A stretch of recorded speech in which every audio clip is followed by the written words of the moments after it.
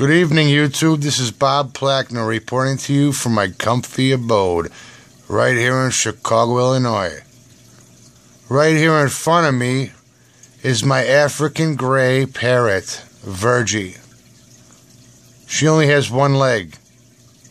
I rescued her from a shelter, and when you look at her, she almost looks like she's about to say something. But let me tell you something. Anything she has to say is vulgar.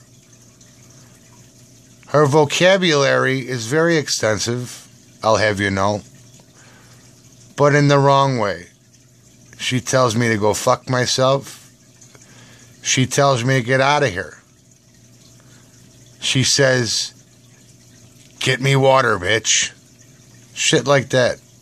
This is one fucked up parrot. Other than that, besides having one leg, which could be grueling,